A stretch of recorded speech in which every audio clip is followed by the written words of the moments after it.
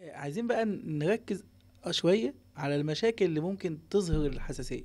يعني إيه الحاجات زي حضرتك قلت دلوقتي، مثلا القطط او احنا ال ذكرنا في الاول ان الحساسيه اللي ممكن تكون من المأكولات، مم. اشهرهم اللبن، البيض، يعني اللي عنده السمك. جين ده، ان هو والده او والدته او في وراثة في الحساسية، يتجنب ايه عشان ما يزودش معاه؟ كلمه تتجنب ايه انا سواعي برفضها، ما ينفعش تمام. اقول لكل العيانين مم. كلهم متساويين واقول لهم يتجنب واحد اتنين تلاته واعد 10 حاجات او 20 حاجات. بشوف بعض الناس كده كاتبين الليسته كده فيها 10 او 10 كل اصناف واحد طبعا واقول ليه يتجنب. لا، ليه حياة مختلفة. احنا بالظبط كده. مم. انا ممكن اكون عندي حساسيه من الكحول، انا فعلا عندي حساسيه من الكحول. مم. حد غيري ما عندوش حساسيه من الكحول.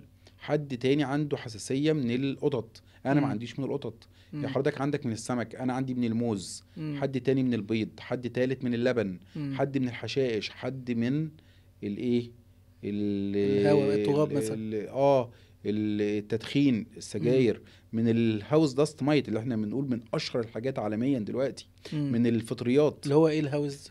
اللي هي حشرة الحشرات الفراش، الفراش. حشرة الفراش. تمام. فكل شخص حسب حاجته. دلوقتي في حاجة جديدة بقى مم. اسمها اختبار حساسية تحت الجلد، ودي بيتعمل عند دكاترة المناعة. مم. وعندنا في فريق روح الحياة دكتور أحمد يحيى إسماعيل، مدرس أمراض المناعة، مسؤول عن النقطة دي بالذات، ومن أشهر الناس اللي بيتعاملوا فيها في بني سويف. اللي هو بيعمل إيه؟ يقدر يعمل اختبار حساسية تحت الجلد. هو عبارة عن اختبار كده مكون من 20 شكة مثلا بيتحطوا في الدراع. مم. كل شكة بتحمل مؤثر معين. في مم. شكة تحمل مؤثر الحشائش، في شكة تحمل مؤثر الهاوس داست مايت، في شكة تحمل مؤثر القطط، مم. في شكة تحمل مؤثر التدخين، في شكة تحمل مؤثر الصوف، وهكذا. ويظهر بقى ونقدر نقيس بقى الاستجابة المناعية او استجابة الحساسية للشخص ده بعد ما يتشك.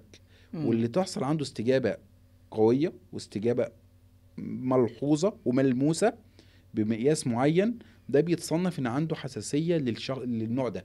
وفي الحالة دي نقدر نقول له ايه؟ تجنب واحد اتنين تلاتة، مش تجنب 20 على صنف. حسب النوع الحساسية حسب اللي النوع عنده. تمام.